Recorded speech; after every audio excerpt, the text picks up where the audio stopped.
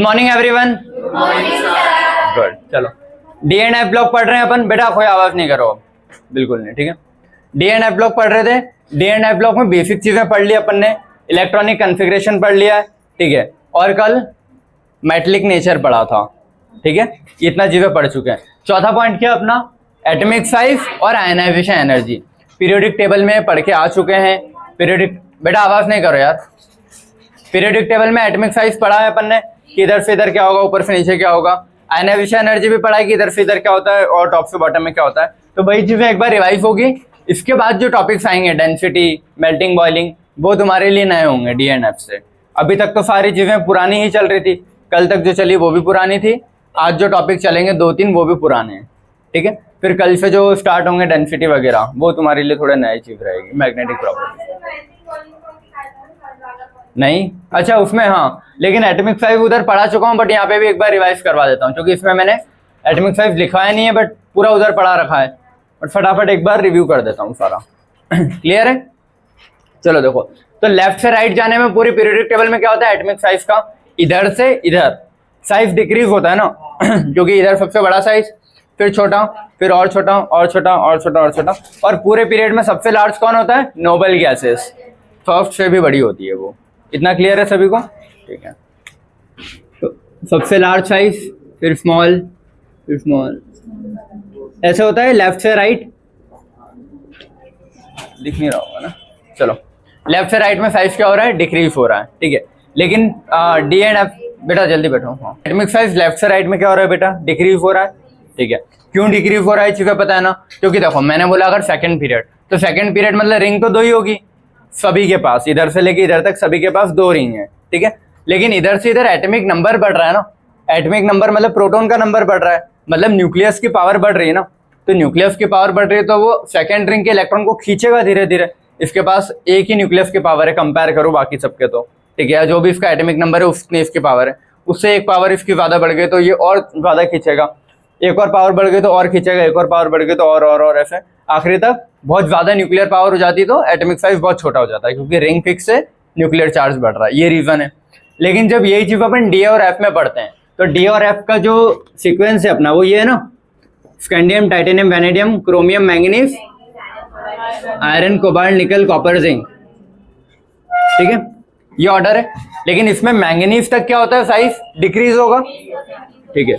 यहां से यहां तक क्या होगा, साइज डिक्रीजेस।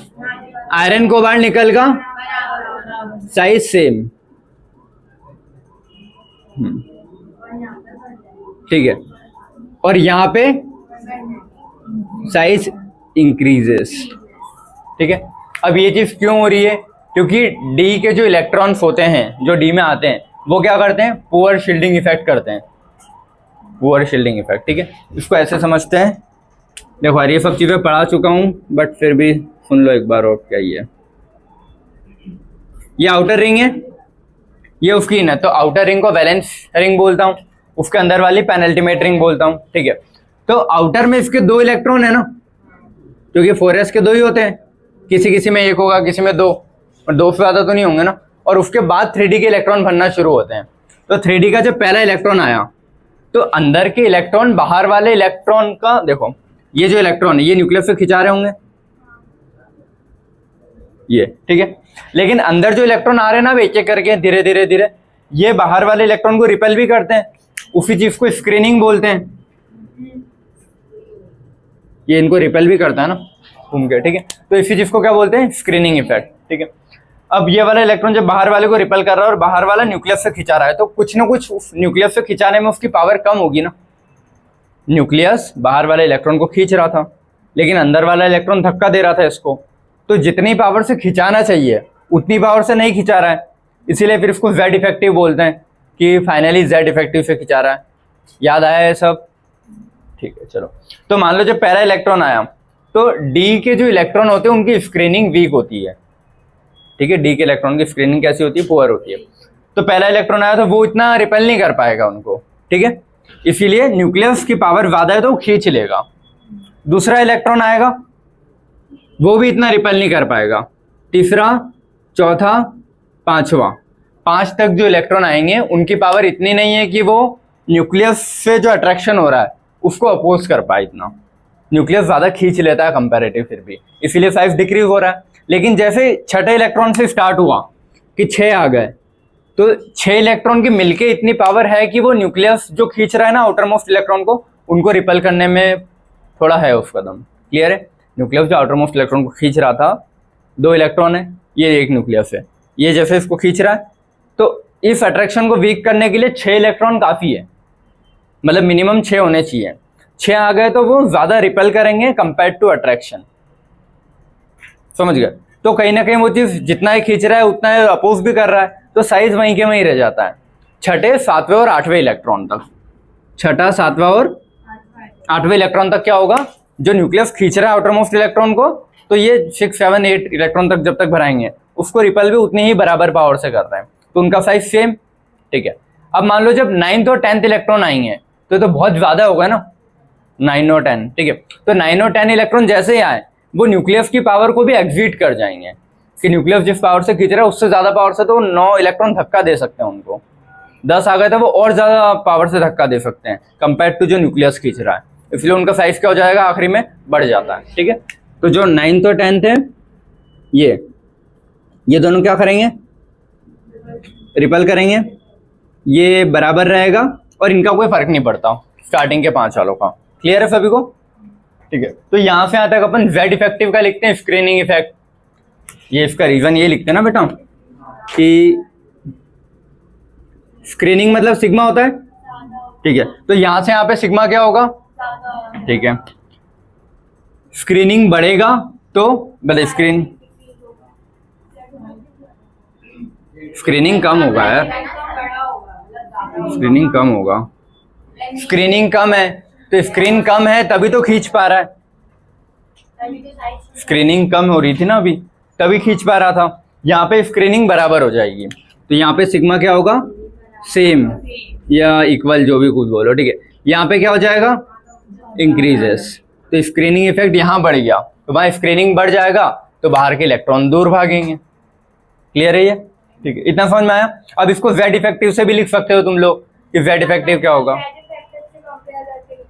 किसी से भी करो ना, Z इफेक्टिव स्क्रीनिंग के बराबर ही है। देखो Z इफेक्टिव से अगर लिखूं, ठीक है, Z इफेक्टिव क्या होगा, यहाँ पे ज्यादा होगा। ठीक है, तो Z इफेक्टिव इंक्रीजेस, यहाँ पे Z इफेक्टिव क्या होगा, सेम, और यहाँ Z इफेक्टिव वीक हो जाता है ना, तो किसी भी चीज से लिखो तुमको पता होना चाहिए ना रीजन क्या है। Z इफेक्टिव किससे इंपैक्ट हो रहा है, स्क्रीनिंग से। स्क्रीनिंग जितना ज्यादा, स्क्रीन जितनी ज्यादा मोटी होती जाएगी, बाहर के इलेक्ट्रॉन नहीं खिंचाएंगे, तो Z इफेक्टिव वीक हुआ ना, स्क्रीनिंग के बढ़ने पे Z इफेक्टिव वीक, तो वही चीज लिखी, किसी भी चीज से देखो तुम। क्लियर है? और यही चीज जब मैंने तुमको एक और उससे समझाई थी, डब्बे बना के, याद है कि यहां से यहां तक जो डब्बे भरते हैं वो अनपेयर्ड में भरते हैं। जैसे मान लो ये 1 2 3 4, पहला इलेक्ट्रॉन आया, दूसरा आया, तीसरा, चौथा, पांचवा, तो 5 इलेक्ट्रॉन तक कोई रिपल्शन नहीं हो रहा ना, ऐसा समझ में आया। लेकिन जैसे छठा इलेक्ट्रॉन आएगा यहाँ पे आयरन कोबाल्ट निकल में,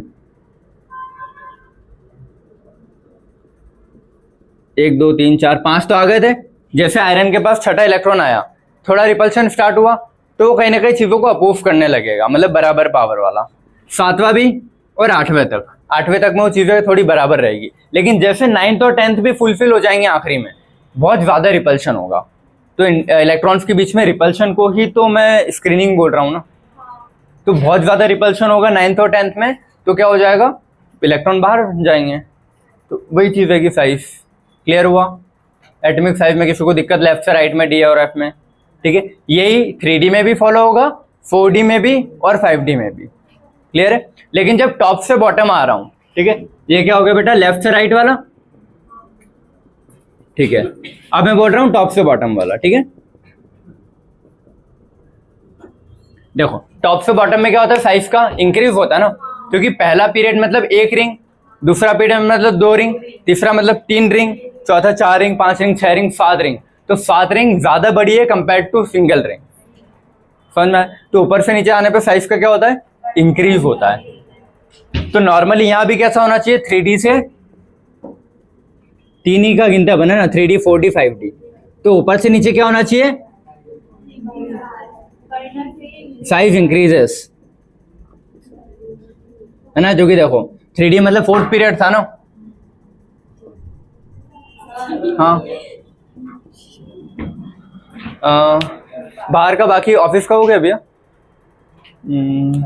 ये पोर्शन खत्म कर देता हूँ, है ना। 5 मिनट आप ऑफिस में वेट कर लो, मैं बुला लेता हूँ। बस ऑफिस में ही रहना भी है ना। इधर सारे देखो, फोर्थ पीरियड मतलब 3D है ना, सभी को समझ में आ रहा है, ठीक है। तो फोर्थ पीरियड 3D, फिफ्थ से जो भी है, तो फोर्थ पीरियड मतलब 4 रिंग है इसके पास, फिफ्थ पीरियड मतलब 5 रिंग है, सिक्स पीरियड मतलब 6 रिंग है। तो 6 रिंग वाला बड़ा ही होगा 4 रिंग से, तो ऊपर से नीचे साइज बढ़ता ही है, ठीक है। और 3D 45 का एक एग्जाम्पल लो, स्कैंडियम, यहाँ पे क्या आएगा, येट्रियम, यहाँ पे लेंथेनम। तो स्कैंडियम, येट्रियम, लेंथेनम में ऊपर से नीचे आने पे साइज का क्या होता है, इंक्रीजेस। लेकिन इसके जो सेकंड एलिमेंट आते हैं, सेकंड एलिमेंट को होता है स्कैंडियम का टाइटेनियम, जर्कोनियम, हाँ ये। लेकिन एक चीज मुझे पता है कि लेंथेनम और हाफनियम के बीच में एफ ब्लॉक के एलिमेंट आ जाते हैं, ऊपर और कहीं नहीं आते हैं ना। यहाँ पे आ रहे हैं 58 के बाद 59 से जो भी था, क्या देख लेना, सॉरी 57, 58 से भाई, 58 से 79, 103 नहीं 71 सही है ना। 58 से 71, 58 से 71, 72 फिर ये होता है, ठीक है। तो ये कितना 14 एलिमेंट होते हैं ना एफ के। तो इसकी न्यूक्लियर पावर मान लो मैंने अज्यूम कर ली 1 है, इसकी होनी चाहिए थी 2, क्योंकि इनमें तो ये हो रहा है ना 1 थी 2, 1 है 2 है, 1 है तो 2 होनी चाहिए। लेकिन यहाँ पे क्या हो गया, इसकी 1 है और इसकी कितनी है 15, सॉरी 16, इसके बाद 14 और आए, तो 14 प्लस 1 ये 16 और ये 17 हो जाएगा, फिर सॉरी 15 और 16 होगा। ये एक के बाद 14 15, तो ये 16th वाले नंबर पे आ रहा है ना, तो उसकी न्यूक्लियर पावर 16 हो गई। अगर मैं इसको एक गिन रहा हूं तो आया समझ में, क्योंकि ये एफ ब्लॉक के एलिमेंट बीच में आए ना, तो एफ ब्लॉक के अगर बीच में आ रहे तो उनकी न्यूक्लियर पावर भी ऐड हो रही है उसमें। तो इसके न्यूक्लियस में बहुत ज्यादा पावर है कंपेयर टू इसको, और इसको कंपेयर करूँ और इसको कंपेयर करूँ। तो जब मैं टाइटेनियम से जर्कोनियम पे आऊंगा यहाँ पे, ठीक है, तो साइज इंक्रीजेस, ठीक है। लेकिन जब जर्कोनियम से हाफनियम पे आऊंगा ना, तो देखो साइज इंक्रीज होना चाहिए, क्यों, क्योंकि जर्कोनियम के पास कितनी रिंग है 5, फिफ्थ पीरियड है ना, ये 6 पीरियड है, ठीक है। तो इसके पास कितनी रिंग है 5, इसके पास कितनी रिंग है 6, ठीक है। अब 5 रिंग और 6 रिंग में 6 रिंग बड़ी होनी चाहिए, लेकिन इसकी जो पावर है ना न्यूक्लियस की इतनी 14 से ज्यादा है, मतलब यहाँ से यहाँ कंपेयर करने में यहाँ से हमें बहुत ज्यादा एकदम से पावर बढ़ गई है, समझ में आ रहा है ना। तो भले रिंग बड़ी है लेकिन न्यूक्लियर की पावर इतनी बढ़ गई कि वो रिंग को बहुत ज्यादा खींच लेगा। तो रिंग बढ़ने के बाद भी वो इतनी ज्यादा कॉन्ट्रैक्ट हो जाएगी कि वो ऊपर वाले के साइज के बराबर ही दिखेगा तुमको, ठीक है। तो ऑलमोस्ट क्या होती है, सेम साइज क्या होता है, सेम होता है। और ये चीज पूरा आगे फिर वापस सब में फॉलो होगी, क्योंकि इसके बाद जो भी एलिमेंट लोगे, इसके बाद जो भी लोगे, इसके बाद जो भी लोगे, उनमें भी तो पावर बढ़ी रही है ना। सिर्फ ये वाला कौन सा ग्रुप था, थर्ड बी, थर्ड ए, ये फोर्थ है ना, फिर फिफ्थ है, सिक्स्थ है, सभी में। तो तुमको क्या याद रखना है कि थर्ड ए में ऊपर से नीचे आने पे साइज क्या होता है, इंक्रीज। उसके अलावा फोर्थ ए से लेके आखिरी तक सेकंड बी, फोर्थ ए से सेकंड बी तक, जब यहां से यहाँ 3D से 4D में साइज इंक्रीज, 4D से 5D में साइज सेम। क्लियर है सभी को, कोई डाउट तो नहीं इसमें, पक्का, ठीक है। ये मैं पढ़ा चुका था तुम लोगों को पीरियोडिसिटी में भी, अभी एक बार रिवाइव हो गया क्योंकि डी और एफ पढ़ रहे हैं, तो डी और एफ में डी और एफ की चीजें अपन ने देख ली है, ठीक है। तो अगर तुमसे ऑर्डर पूछे तो ऑर्डर ये आएगा ना साइज का, ये, लेकिन यहाँ पे ये और ये बराबर है, ऐसे सेम आगे सब में फॉलो होगा फिर डी और एफ में, इसके जैसे ही फॉलो होगा आगे भी, किसी का भी ले लो। क्लियर है इतना, ठीक है। मैं देख लेता हूँ उसकी थ्योरी का कोई क्वेश्चन छूटा तो नहीं। कौन सा, वो कौन से ग्रुप का बोल रहा है वो फिर वेरी करेगा, 3D 4D 5D में, क्योंकि ये लाइन एक्सेप्शन में जा रही ना। बाकी देखो डी ब्लॉक में कितने 10 डब्बे, 10 में से अगर एक लाइन अलग जा रही है और 9 लाइन सेम जा रही है, हाँ ये वाला माना जाता है ना, ये वाला 3D 4D 5D में ऐसा, हाँ इंक्रीज। ठीक है ना, जो भी देखें वो ऐसा होगा कि फिर जनरल पॉइंट बोल रहा है, लेंथेनॉइड कॉन्ट्रैक्शन को इंक्लूड नहीं कर रहा है, ठीक है, क्योंकि यहाँ पे जो चीज आ रही है ना लेंथेनॉइड्स आते हैं बीच में, तो इसका रीजन क्या आ जाता है, बिकॉज ऑफ लेंथेनॉइड कॉन्ट्रैक्शन, क्योंकि लेंथेनॉइड्स आए थे, ठीक है, बिकॉज ऑफ लेंथेनॉइड कॉन्ट्रैक्शन। अब मैं देख लेता हूँ थ्योरी का कोई पॉइंट छूटा तो नहीं है। लेंथेनॉइड कॉन्ट्रैक्शन का रीजन वही है, poor shielding of 4f electron. ये फोटो ले लो, poor shielding of 4f electron, ठीक है, सारे इधर बेटा, ये समझ में आया सभी को इतना पक्का। इसका फोटो लेके एटॉमिक साइज अपन ने समझ लिया क्या होता है, लेफ्ट से राइट में क्या आ रहा है, टॉप से बॉटम में क्या हो रहा है, इतना समझ में आया तुम लोगों को बेटा, कुछ कुछ तो आ गया होगा, ठीक है। तो थर्ड ए ग्रुप कौन था, थर्ड ए ग्रुप की अगर बात करूं ना, तो टॉप से बॉटम में आने पे एटॉमिक साइज इंक्रीज होगा। उसके अलावा फोर्थ ए से लेके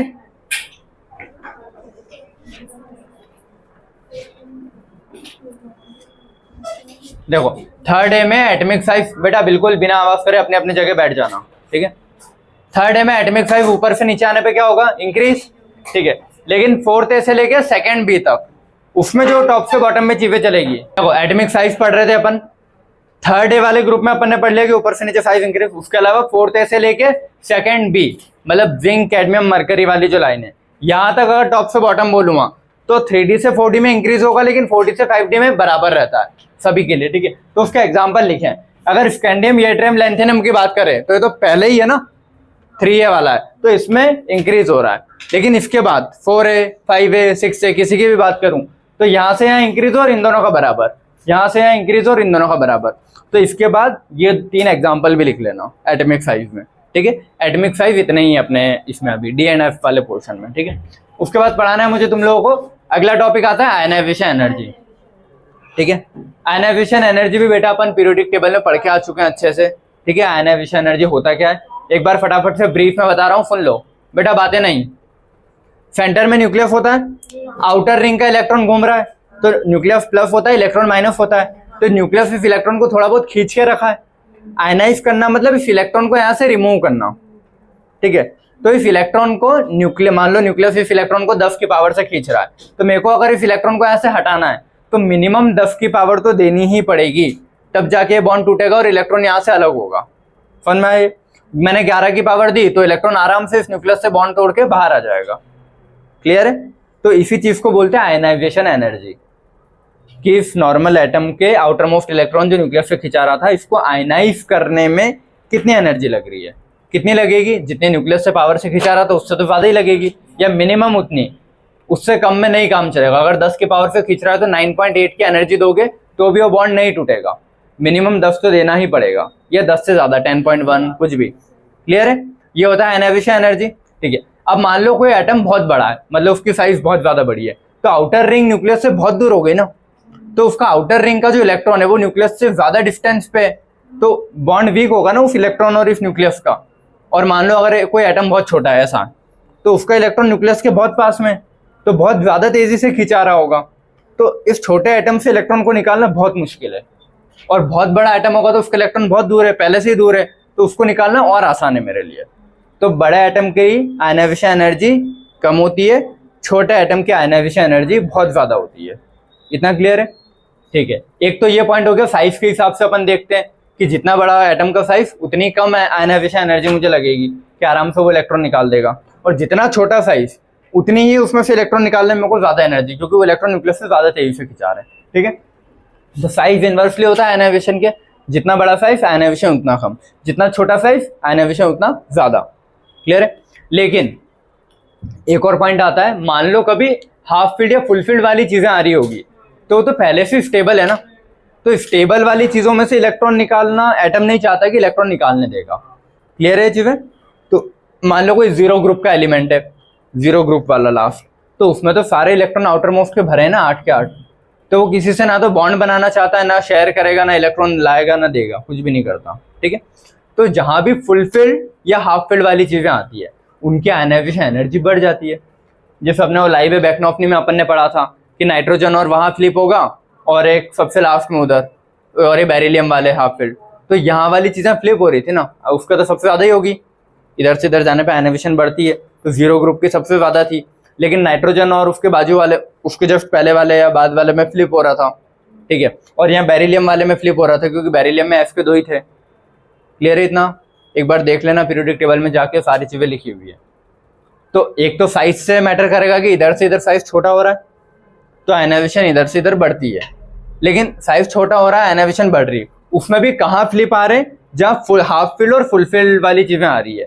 जहाँ फिल फुलफिल्ड आएगा वो उसके आगे वाले की जगह ले लेगा, वहीं के वहीं फ्लिप हो जाएगा। और वही चीज इलेक्ट्रॉन एफिनिटी में वहीं के वहीं फ्लिप नहीं हो रहा था, पूरा आखिरी में फेंक दिया था। तो ये कंफ्यूजन था है ऑर्डर वाला। क्लियर है सभी को? ठीक है। देखो आयनाइजेशन साइज के है। अब डी और एफ ब्लॉक में जो अपन आयनाइजेशन वाली चीजें पढ़ रहे हैं, नींद आ रही है क्या तुम लोगों को? पानी पी लो अगर नींद आ रही है तो, ठीक है। चलो, इसमें अपन ने साइज का ऑर्डर देख लिया। साइज का क्या है? यहाँ से यहाँ तक क्या हो रहा है? साइज डिक्रीज हो रहा है। तो साइज अगर डिक्रीज हो रहा है तो आयनाइजेशन बढ़ेगी ना बेटा, छोटे एटम से इलेक्ट्रॉन निकालना मुश्किल है। तो यहाँ से यहाँ तक साइज छोटा हो रहा है तो आयनाइजेशन बढ़ रही है। यहाँ साइज बराबर हो गया तो आयनाइजेशन भी कहीं ना कहीं ऑलमोस्ट थोड़ी थोड़ी सेम बोल सकता हूँ मैं, कंपैरेटिव, ठीक है। लेकिन फिर भी सेम साइज की वजह से, लेकिन न्यूक्लियर पावर तो बढ़ रही है ना। जब साइज सेम हो गया लेकिन न्यूक्लियर की पावर निकल के पास ज्यादा है, न्यूक्लियर की पावर ज्यादा है तो उससे इलेक्ट्रॉन निकालना मुश्किल है। समझ में आया? इसका 26 है, 27 है, 28 है, तो इसके न्यूक्लियर की पावर कितनी है? 28। इसकी 26 है, तो 26, 27, 28 तीनों का साइज सेम है। साइज अगर तीनों के सेम है और न्यूक्लियर पावर इसकी कम है, इसकी एक ज्यादा, इसकी और ज्यादा, तो इससे इलेक्ट्रॉन निकालना बहुत मुश्किल पड़ेगा। समझ में आई ये चीज? ठीक है। फिर इधर से इधर आने पे मैं बोलता हूँ साइज बढ़ गया, तो साइज बढ़ गया तो आयनाइजेशन होनी क्या चाहिए? कम। लेकिन ये दोनों फुलफिल्ड होते हैं ना अपने डी में। कॉपर भी अपना एक एफ का जंप करके डी का फुल कर लेता है और जिंक तो फुल ही होता है, तो फुल में से इलेक्ट्रॉन निकालना बहुत मुश्किल है, भले साइज बड़ा है छोटा है, डजंट मैटर। क्लियर है? तो यहाँ से यहाँ आने पे रिंग तो उतनी है, ऐसा तो नहीं कि रिंग की वजह से साइज बढ़ रहा है, वो तो बस अपना क्या अंदर के इलेक्ट्रॉन के रिपल्शन की वजह से बढ़ रहा था, तो बहुत ज्यादा भी नहीं बढ़ पाएगा ना। समझना ना? रिंग बढ़ती तो मानता कि हाँ सही में साइज बढ़ रहा है, वो रिंग छोटी बड़ी हो रही है उस साइज को इतना मैटर मतलब गिनते नहीं अपन। तो साइज भले ही बढ़ रहा है लेकिन उतना ज्यादा नहीं बढ़ रहा है, लेकिन हाफ और फुलफिल्ड वाली चीजें आ गई यहाँ पे। आ रहा है कुछ समझ में? इसके भी डी के फुल है, इसके भी डी के फुल है, तो फुल से इलेक्ट्रॉन निकालना बहुत मुश्किल है। क्लियर? इसलिए यहाँ पे आयनाइजेशन बढ़ जाएगा। क्लियर हुआ कुछ? भले साइज बढ़ रहा है, तो वही चीज अपने को अब इधर देखनी है। इधर देखो, समझ में आया सभी को कुछ कि नहीं आ रहा? पक्का? मेरे को ऐसा लग रहा है कि नहीं आ रहा है तुम लोगों को। चलो देखो, कोई बात नहीं, पीरियोडिसिटी पढ़ के आना फिर। चलो ionisation energy, the first transition series. देखो कोई भी ट्रांजिशन सीरीज ले लूं, 3D, 4D, 5D, 3D वाले को बोलते हैं फर्स्ट ट्रांजिशन सीरीज। मतलब फोर्थ पीरियड की जो लाइन आ रही है डी से, उसको बोला है फर्स्ट ट्रांजिशन सीरीज, बता चुका हूँ। तो फर्स्ट ट्रांजिशन सीरीज मतलब 3D की बात कर रहा है। अब वैसे 3D, 4D, 5D सबके लिए हो सकता है, एक लाइन बस उसके लिए लिख दी है मैंने। The first transition series ionisation energy increases, क्योंकि इधर से इधर यहाँ पे साइज छोटा हो रहा है ना, तो आयनाइजेशन एनर्जी बढ़ती है, ठीक है। देन रिमेन्स कांस्टेंट, उसने क्या बोला? थोड़ी कांस्टेंट रह रही है, लेकिन कांस्टेंट में भी अगर मेरे को बहुत अप्रोप्रिएट बताना हो ना तो बढ़ेगी बेटा, क्योंकि साइज अगर तीनों का सेम है लेकिन इसकी न्यूक्लियर पावर ज्यादा है तो ज्यादा खींचेगा ना उस इलेक्ट्रॉन को, तो उससे निकालना बहुत टफ है कंपेयर टू ऐसा। तो भले इसने कांस्टेंट बोला है लेकिन बहुत अप्रोप्रिएट में बोलना होगा, ऑर्डर लिखना होगा ना, तो मैं इंक्रीज वाला लिखूंगा इसको, ठीक है। एंड देन शुड डिक्रीज, और उसके बाद होना क्या चाहिए? डिक्रीज होनी चाहिए, क्योंकि साइज बढ़ गया तो आयनाइजेशन कम होनी चाहिए। जैसे ये साइज ऐसा आ रहा था, फिर ऐसा हुआ, फिर ऐसा हो गया, तो साइज बढ़ा तो आयनाइजेशन एनर्जी कम लग रही, तो इलेक्ट्रॉन आसानी से निकल रहा है ना। देन शुड डिक्रीज, ऐसा होना चाहिए लेकिन होता नहीं है, बट इंक्रीज, तो ये वर्ड समझ गए ना? डिक्रीज होनी चाहिए लेकिन होता क्या है? इंक्रीज होती है। एट द एंड, आखिरी में, due to the stability of fulfilled configuration of copper और जिंक। कॉपर और जिंक में 3D, 3D10 के पूरे पूरे होते हैं। फुलफिल्ड होता है कॉपर और जिंक का, और फुलफिल्ड क्या? डी ना बेटा, तो इसका 3D10, इसका भी 3D10 होता है, ये चीजें पढ़ी है ना, तुम लोगों ने पढ़ी बेटा पहले, फुलफिल होता है नहीं, तुमने लेक्चर में नहीं आया होगा अभी, है ना, कोई नहीं, चलो पढ़ लोगे धीरे धीरे, ठीक है। चलो फुलफिल्ड होते हैं तो फुलफिल्ड वालों की एनाविशन हमेशा ज्यादा ही होती है बेटा, बात नहीं थर्ड बेंच, ठीक है। इधर देखो scandium, titanium, vanadium, chromium, manganese, iron, cobalt, निकल, कॉपर, जिंक, ठीक है।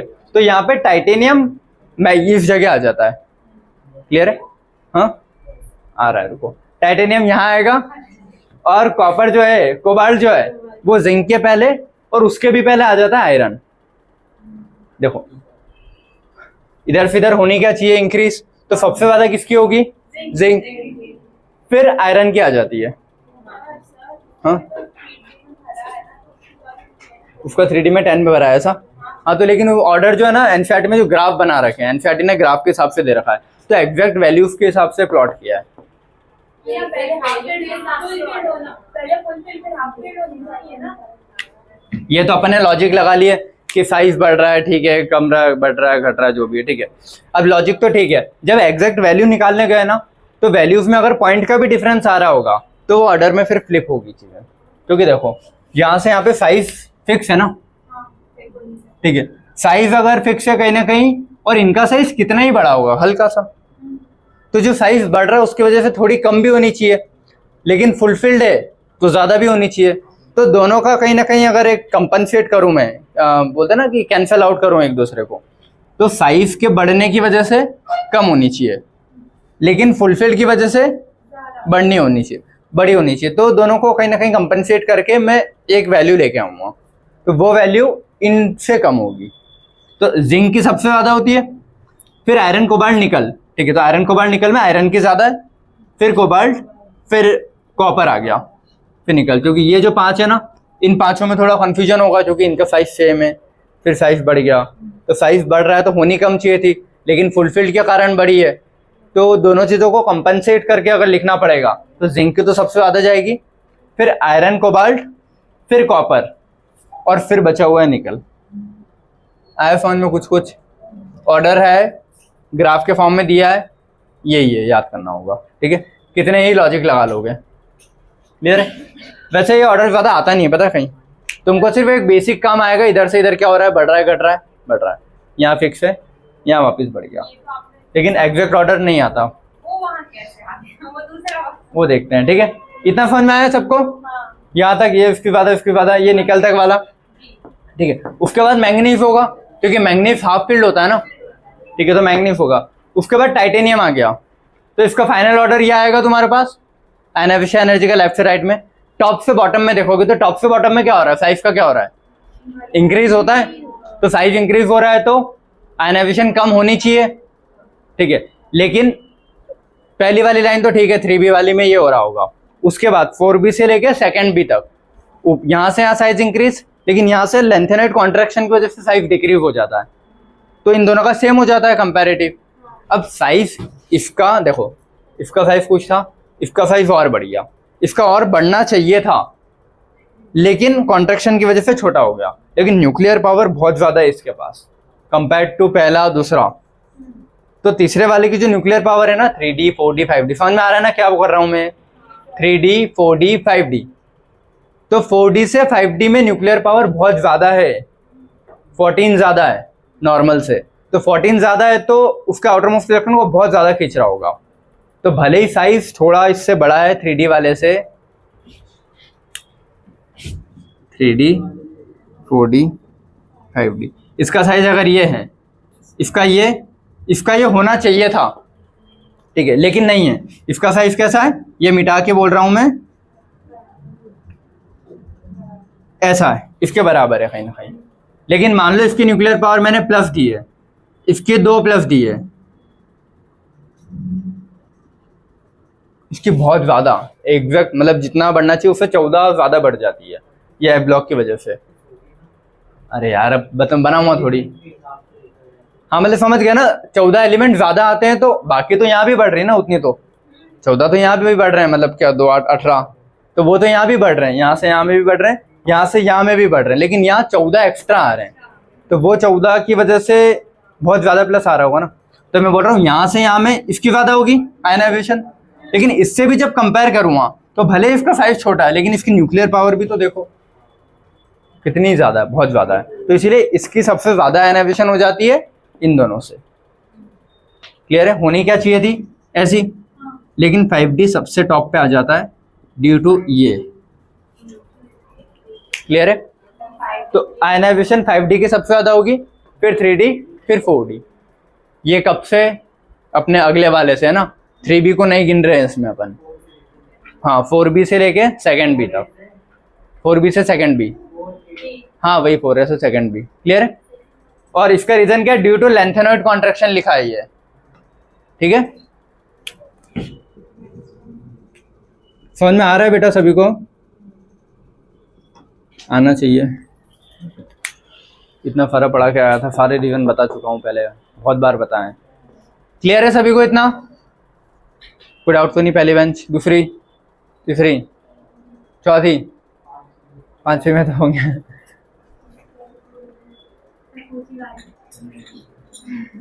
आ रहा नहीं? आ रहा? आ रहा है। पहले बेंच एक को छोड़ के नहीं आ रहा, आ गया ना तुम लोग, तुमको थोड़ा दिक्कत हो रहा होगा, कोई बात नहीं। चलो बाकी सारे इधर, ये सब यार पीरियोडिसिटी में बहुत बार और बहुत अच्छे से पढ़ा है।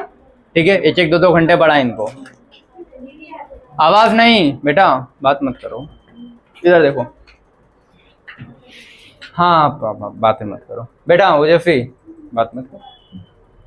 इधर सारे देखो, अब अपन ने ऑर्डर पढ़ लिया, लेफ्ट से राइट क्या होता है, टॉप से बॉटम क्या होता है। ठीक है, अब इसके कुछ पॉइंट्स हैं, क्योंकि देखो आयनाइजेशन एनर्जी में ये चीज पढ़ के आते हैं ना अपन, फर्स्ट आयनाइजेशन एनर्जी, पहला इलेक्ट्रॉन अगर निकलता है तो क्या बोलते हैं, फर्स्ट आयनाइजेशन। पहला निकल गया, उसके बाद जब दूसरा इलेक्ट्रॉन में रिमूव कर रहा हूं तो बोला सेकंड आयनाइजेशन एनर्जी। तीसरा इलेक्ट्रॉन रिमूव कर रहा हूं तो बोलते हैं थर्ड आयनाइजेशन एनर्जी। तो इसमें भी जैसे अपन पी ब्लॉक में पढ़ते हैं, फर्स्ट आयनाइजेशन किसकी ज्यादा होगी, सेकंड किसकी ज्यादा होगी। जैसे ऑक्सीजन और नाइट्रोजन में तुमको एक एग्जांपल देता हूं, ऑक्सीजन और नाइट्रोजन में आयनाइजेशन एनर्जी किसकी ज्यादा होती है, नाइट्रोजन की, लेकिन सेकंड आयनाइजेशन एनर्जी किसकी ज्यादा होती है, ऑक्सीजन की। समझ में आता है ना क्यों? क्योंकि नाइट्रोजन में डब्बे ऐसे होते हैं 1 2 3, ऑक्सीजन में डब्बे ऐसे होते हैं। तो फर्स्ट आयनाइजेशन मतलब पहला इलेक्ट्रॉन निकालना, तो इसका पहला हाफ फील्ड से निकल रहा है ना, तो हाफ फील्ड से और इसका तो ये निकल जाएगा, तो फिर हाफ फील्ड बन जाएगा। तो खुद चाहता है ना हाफ फील्ड बनना, तो इसीलिए इसकी ज्यादा है, ये नाइट्रोजन है ना और ये ऑक्सीजन है, तो नाइट्रोजन की ज्यादा होती है फर्स्ट कंपेयर टू दिस। मान लो चलो मैंने फर्स्ट आयनाइजेशन कर दी, ये कर दिया, ठीक है। अब बोल रहा हूँ सेकंड आयनाइजेशन किसकी ज्यादा है, तो सेकंड तो ये हाफ फील्ड हो गया ना, तो अब इसकी ज्यादा हो जाएगी, तो सेकंड इसकी ज्यादा हो जाती है नाइट्रोजन से। तो वही चीजें यहाँ भी वैलिड हो रही होगी। मैंगनीज, मैंगनीज में चीजें आती है ना ऐसी, क्रोमियम, क्लियर है। तो मैंगनीज और क्रोमियम में अगर मैं पूछूं फर्स्ट किसकी ज्यादा, सेकंड किसकी ज्यादा, तो ये तुमको बताते आना चाहिए, ठीक है। थर्ड किसकी ज्यादा, तो वही चीजें को थोड़े पॉइंट्स में लिखूंगा, ठीक है। पहले ये वाला पॉइंट पढ़ लेते हैं। देखो पीरियोडिक टेबल में बेटा इधर एस ब्लॉक आते हैं, इधर पी ब्लॉक आते हैं, बीच में आते हैं डी ब्लॉक। और एक चीज मैंने बताई थी कि एस ब्लॉक वाले मेटल होते हैं, डी ब्लॉक वाले, पी ब्लॉक वाले मोस्टली नॉन मेटल होते हैं। पहली लाइन को छोड़ दो बोरॉन वाली, तो इधर बीच के डी है ना, तो जब यहाँ से नॉन मेटल शुरू हो रहे हैं तो डी के क्या होंगे, मेटल। तो डी के सारे कैसे, मेटल। एस ब्लॉक मेटल है, डी मेटल है, पी में पहली लाइन छोड़ दो तो बाकी नॉन मेटल है अधिकतर। इतना क्लियर है, ठीक है। अब मैं बोल रहा हूँ ओवरऑल जनरल चीज बता रहा हूँ, इधर से इधर साइज डिक्रीज, कहाँ बीच में हाफ, वो सब हटा दो। नॉर्मली इधर से इधर साइज डिक्रीज हो रहा है ना, साइज डिक्रीज तो आयनाइजेशन बढ़नी चाहिए। तो एस ब्लॉक से डी ब्लॉक की ज्यादा होगी आयनाइजेशन, और डी और एस में कंपेयर, डी और पी में कंपेयर करूंगा तो पी की ज्यादा होगी। समझ में आए?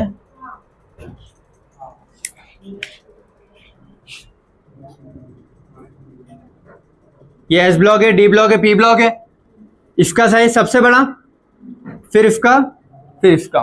तो मैं बोल रहा हूँ अच्छा बेटा प्रिंसी, ऑफिस में संजय सर बैठे, उनसे बात करके आ जाओ। इधर ये देखो, तो अगर मैं बोलूं ये एस का गोला है ना, ये डी का है, ये पी का है, तो एस और डी में किसकी आयनाइजेशन ज्यादा होती है, डी की। डी और पी में पी की। समझ में आया ना, वही पॉइंट लिखा है बस। Ionisation energy are higher than S block, ये डी की बात कर रहे हैं, तो डी की हायर देन एस होगी and lesser than P block element. कोई डाउट तो नहीं है? ठीक है। अगला, जनरली तो देखो, अब मान लो किसी के आउटर मोस्ट या वैलेंस इलेक्ट्रॉन में एक या दो इलेक्ट्रॉन है वैलेंस रिंग में, या आउटर मोस्ट रिंग में किसी के पास 12 बजे तक है सर। फोन कर लो एक बार सर को, फोन है बैग रखा है, फोन कर लो, यही होंगे सर, है ना। देखो क्या बोलो तो तुम लोग को, देखो आउटर मोस्ट रिंग में अगर किसी के पास एक इलेक्ट्रॉन या दो इलेक्ट्रॉन है तो वो लोअर वैकेंट स्टेट है ना, ठीक है। तो लोअर वैकेंट वाले आयनिक ज्यादा बनाते हैं। लोअर वैकेंट मतलब वैलेंस शेल में कम इलेक्ट्रॉन है। हाँ वैकेंट का मतलब तो खाली होता है। हाँ, तो लोअर वैकेंट मतलब आउटर मोस्ट रिंग में कम इलेक्ट्रॉन है, अब ये समझो, ठीक है।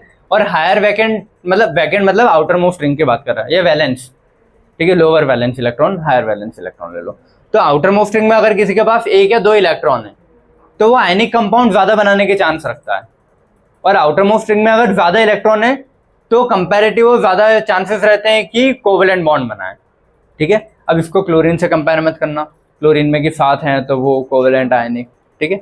NaCl में Na एक इलेक्ट्रॉन देगा, Cl एक लेता है, आयनिक बनता है। तो लोअर और हायर वाला जो पॉइंट लिखा है वो लिखा है, जनरली बोल दिया उसने ना, lower vacant states are ionic, the higher vacant states are covalent. ये 5 दिख रहा है। S और D में किसका ज्यादा होगा? D का, वही लिखा है। पर फिर P से लेस, D से हाई। बाकी किसी को डाउट तो नहीं है, ठीक है। तो ये वाला भी अगर लोअर वैकेंट स्टेट्स आयनिक होती है पॉइंट आए तो NaCl यहाँ हटा दो यार, क्योंकि ये D ब्लॉक पड़ रहा है ना। ये generally the lower vacant states are ionic, देखो यार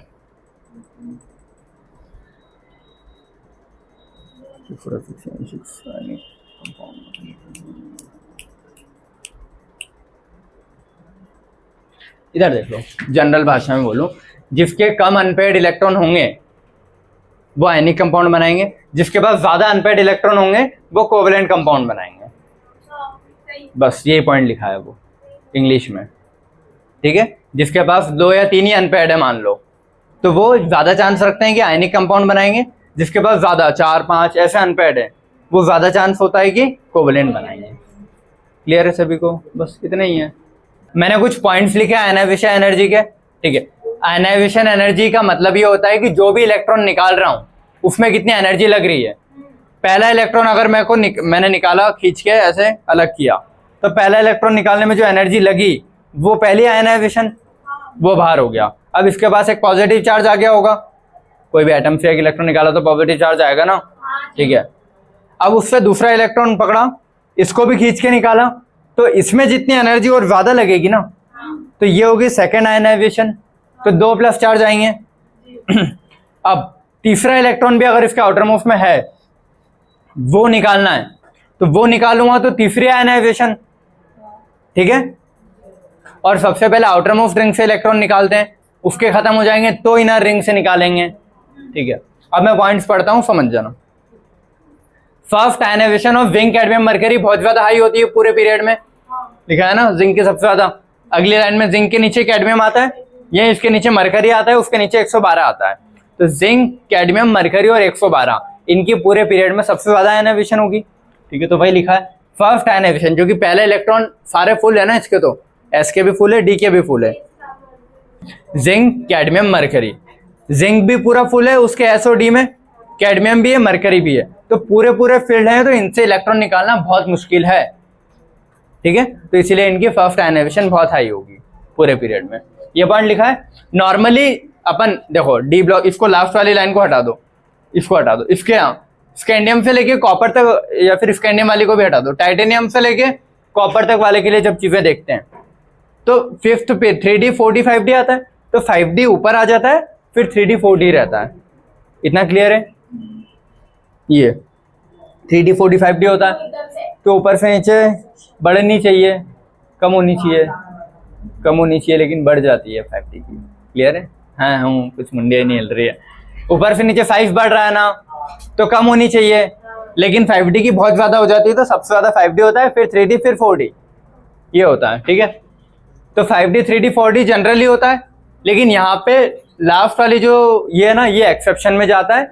इसमें जो नॉर्मल जनरल ट्रेंड अपन फॉलो करते आ रहे हैं कि ऊपर का साइज छोटा, फिर साइज बड़ा, फिर साइज बड़ा, तो जिसका साइज छोटा उसके एनेवेशन ज्यादा।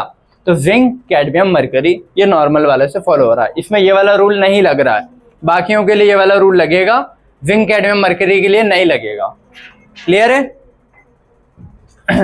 पैलेडियम और सिल्वर कहाँ आते हैं? ठीक है, तो पैलेडियम में एस में 0 होता है ना बेटा, एस में 0 और उसके डी के कितने होते हैं? डी के 10। और सिल्वर में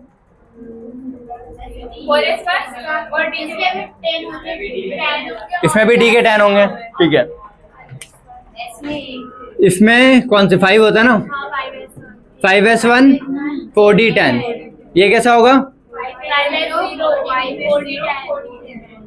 अब देखो बेटा, ये इनके कॉन्फ़िगरेशन है।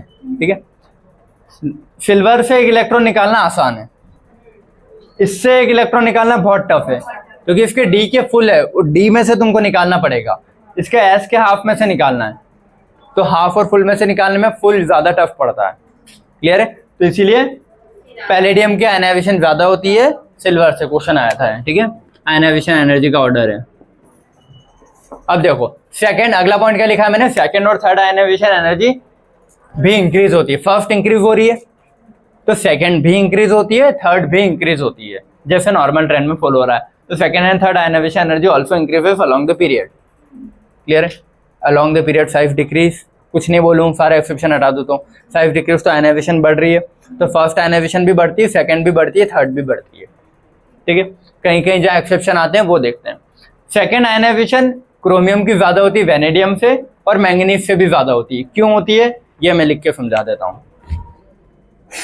Scandium, titanium, vanadium, chromium, manganese. ठीक है, इसका क्या होता है?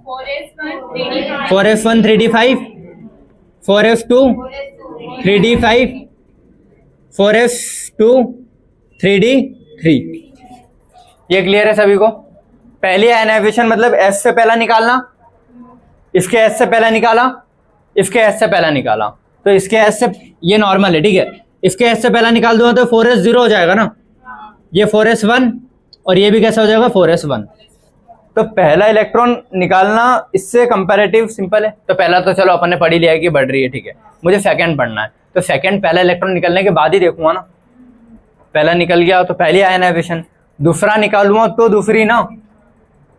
तो पहले मैंने सबसे एक रिमूव कर दिए, अब दूसरे निकाल रहा हूँ, तो दूसरा 4s1 से फिर भी निकल जाएगा। 4s0 के बाद बचा क्या, 3d5 से निकालना पड़ेगा, और इसमें भी 4s1 से निकाल सकता है, तो 3d5 से निकालना टफ है, इसीलिए ये 3d5 है ना बेटा, तो इसीलिए इन दोनों में देखूंगा तो इससे ज्यादा एनर्जी लगेगी, और इन दोनों में इससे, तो इसीलिए क्रोमियम की ज्यादा होती है मैंगनीज और वेनेडियम से। क्लियर है? यही सेम रूल अप्लाई हो जाएगा आयरन, कोबाल्ट, निकल, कॉपर, जिंक वाला जो है। ठीक है, क्लियर है? तो इसमें भी जब चीजें देखोगे कॉन्फ़िगरेशन के हिसाब से, तो कॉपर का ज्यादा आता है निकल से, सेकंड आयनाइजेशन। निकल का क्या होता है? निकल, कॉपर, जिंक है ना। 4s2 3d7 8। ठीक है, copper 4s1 3d10, 4s2 3d10। इतना क्लियर है सभी को? पहली आयनाइजेशन मतलब एक एक निकाल दिया मैंने, एक एक निकाल दिया, तो निकल में क्या बचा अब 4s1, इसमें क्या बचेगा 4s0, इसमें क्या बचेगा 4s1। तो 4s0 बचा तो मैं 3d10 से ही निकालना पड़ेगा ना मेरे को। तो इसमें सेकंड इलेक्ट्रॉन एस से निकालना सिंपल है, एस से निकालना सिंपल है, इसका सेकंड डी से निकालना पड़ेगा, इसीलिए कॉपर वाले की ज्यादा है दोनों से।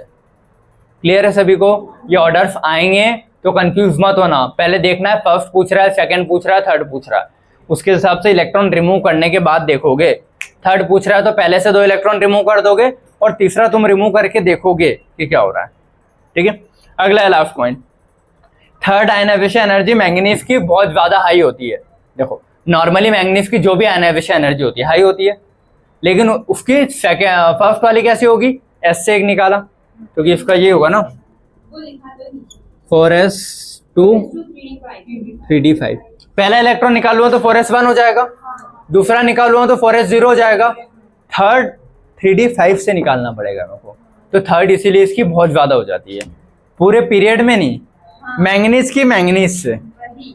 ठीक है। और अगर उसका हाँ। जिंक नहीं आता तो जिंक की ज्यादा होगी। हाँ अगर जिंक, क्योंकि जिंक ज्यादा, क्योंकि देखो जिंक का अगर मैं बोलूँ थर्ड, तो जिंक का बेटा क्या होगा 3s 4s यार, 4s2 3d10, तो इसका पहला इलेक्ट्रॉन निकाला तो 4s1, दूसरे आयनाइजेशन मतलब दूसरा इलेक्ट्रॉन निकालना तो 4s0, तीसरा मेरे को 3d10 से निकालना पड़ेगा, तो 3d10 ज्यादा एनर्जी लगेगी कंपेयर टू 3d5 के, और आपने बोला था कि जो फुलफिल होती है उसमें आयनाइजेशन ज्यादा लगती है, ठीक है। हाँ तो वो उस टाइम पॉइंट ऊपर नीचे हो गया था, बट मैंगनीज का मैंगनीज से ही कंपेयर कर रहा है वो, कि मैंगनीज की फर्स्ट सेकंड थर्ड में देखेंगे तो मैंगनीज की थर्ड बहुत ज्यादा हाई होगी कंपेयर टू मैंगनीज की नॉर्मल फर्स्ट से, क्योंकि मैंगनीज की नॉर्मल फर्स्ट में भी ठीक है, वो ये हाफ है, ये एस का फुल है, तो ज्यादा लग रही है, लेकिन डी के हाफ से निकालना ज्यादा एनर्जी लगेगी बजाय एस के फुल से, क्लियर है। और उस पर 2 चार्ज आने के बाद +2 है वो, ठीक है, मतलब न्यूक्लियर पावर और बढ़ गई है।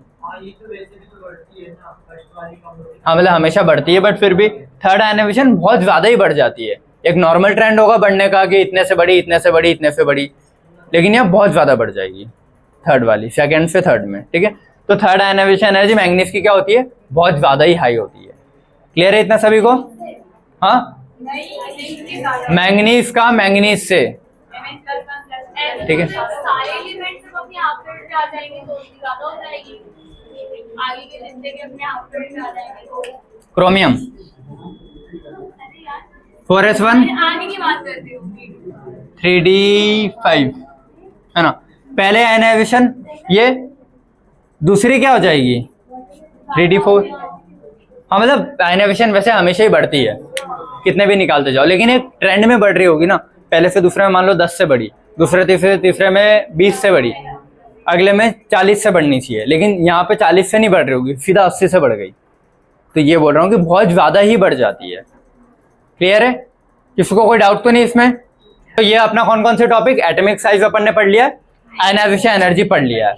इसके बाद अब जो भी टॉपिक आएंगे, melting boiling, density, coloured ion, फिर इंटरस्टिशियल कंपाउंड, ठीक है, ऑक्सीडेशन स्टेट, SRP, ये तुम्हारे लिए फिर भी कंपेयर थोड़े नए होंगे बजाय आज के जो पढ़े अपन ने, ये सब पीरियोडिसिटी में पढ़ के आ चुके थे। क्लियर है?